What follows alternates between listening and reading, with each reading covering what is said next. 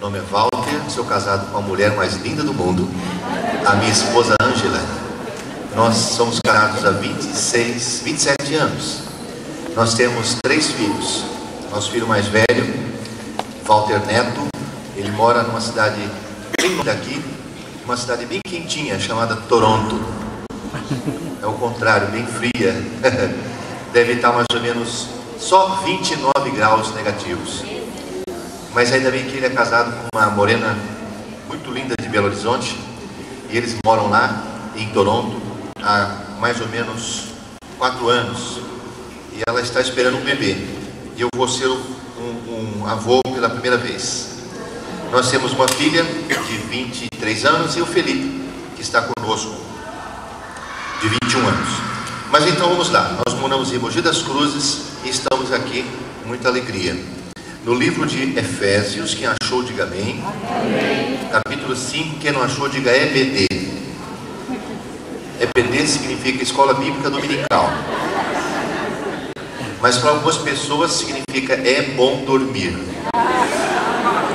Aí não acha nunca o texto da Bíblia. Então Efésios capítulo 5, versículo 22. O texto diz: mulheres, sujeitem-se cada uma a seu marido, como ao Senhor. Pois o marido é o cabeça da mulher, como também Cristo é o cabeça da igreja, que é o seu corpo, do qual ele é o Salvador. Assim como a igreja está sujeita a Cristo, também as mulheres estejam em tudo sujeitas a seus maridos.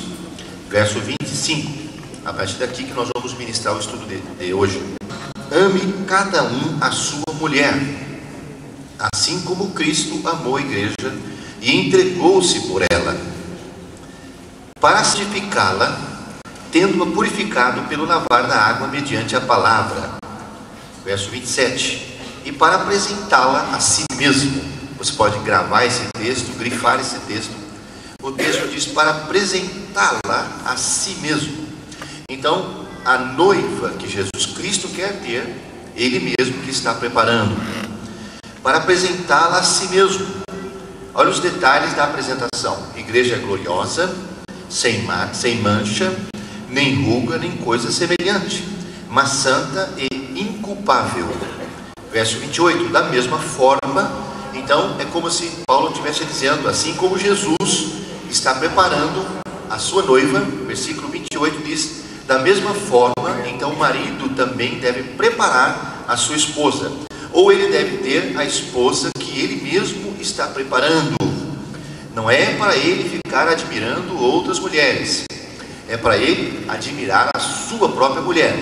Como que ele faz isso? Cuidando bem dela. Versículo: da mesma forma os maridos devem amar cada um a sua mulher como a seu próprio corpo. Quem ama sua mulher ama a si mesmo. Verso 29, além do mais, ninguém jamais odiou o seu próprio corpo, antes o alimenta e dele cuida, como também Cristo faz com a igreja. Amém. Só até aqui, uma breve oração. Baixe sua cabeça, feche os olhos, vamos orar. Senhor Jesus, nós somos inteiramente dependentes do Teu Espírito, e nós estamos aqui, Senhor, nesse lugar tão bonito, nesse lugar que é consagrado ao Senhor, nesse lugar, Senhor Deus, que é um marco para a igreja brasileira. Ô Senhor, muito obrigado mesmo pela cidade de Barueri. Abençoa, Senhor, o prefeito, todos os vereadores, empresários. Abençoa, Senhor Deus, esta linda cidade, sobretudo a igreja do Evangelho Quadrangular, todas as igrejas evangélicas de maneira geral. Que a Tua boa mão possa estar sobre esta cidade e abençoando a nossa igreja, a Tua igreja aqui nesse lugar. Em nome de Jesus Cristo nós oramos. Amém.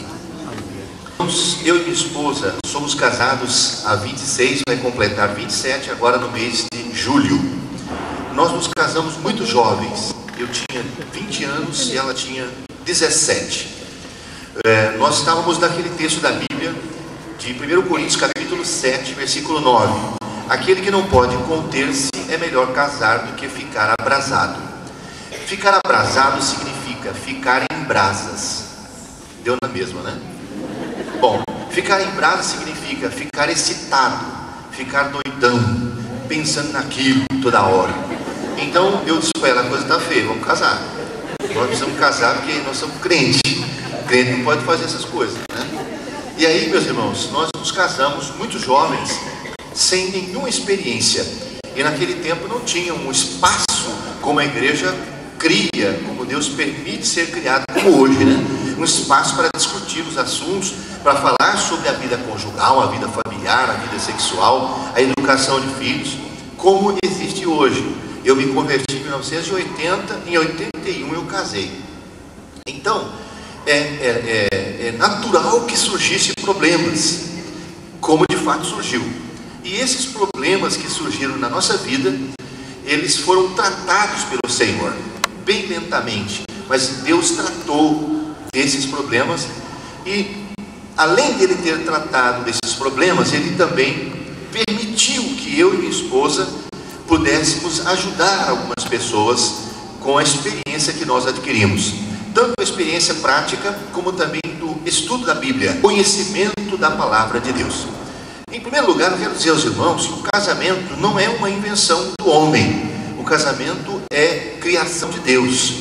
Deus decidiu criar o casamento porque ele tinha no coração dele o desejo de ver o homem feliz, plenamente feliz.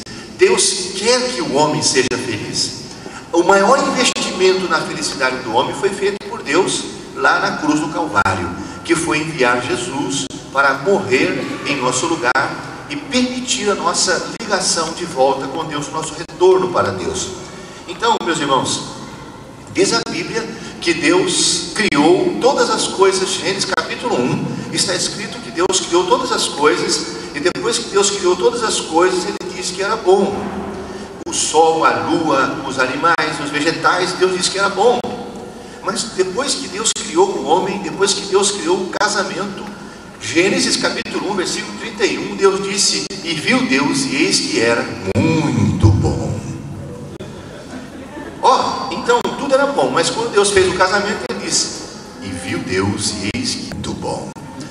Parece até três caipiras lá de Mogi das Cruzes, para não dizer de Barueri, que foram experimentar um iogurte novo que surgiu na praça. O primeiro experimentou e disse: é bom. O segundo disse: é muito bom.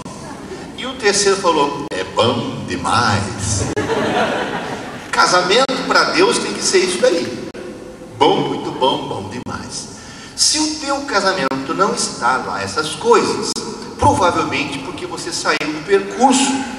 E esse evento foi criado por Deus para que você possa cair na real e voltar para o percurso, voltar para o caminho certo. Então Deus criou o casamento. Por que razão ele fez isso? Para completar a felicidade do homem, como foi dito. Deus criou o casamento para que o homem fosse plenamente feliz. Gênesis capítulo 2, versículo 18. Deus olhou para o homem e percebeu que uma coisa não tinha ficado bom. E para Deus só interessa o que é bom. Jesus olhou para uma pessoa e disse: como é que você está agora? Ele disse: eu estou mais ou menos. Eu estou vendo as pessoas parecendo umas árvores assim. Aí Jesus disse: não, então tá bom, vamos orar de novo. É a primeira vez e a única vez em que Jesus teve que orar por uma mesma pessoa, numa mesma situação, duas vezes. Normalmente Jesus só uma vez, mas nesse caso ele teve que orar duas vezes. Então nós aprendemos muitas lições com isso. Primeira lição, que Deus só tem interesse na perfeição, naquilo que é bom e correto. Segunda lição, ele não desiste de ninguém. Ele insiste até que você fique do jeito que ele quer. Amém, meus irmãos? Terceira lição, existem barreiras, existem impedimentos que nós temos que suplantar pela nossa fé em Deus, pela nossa perseverança, pela nossa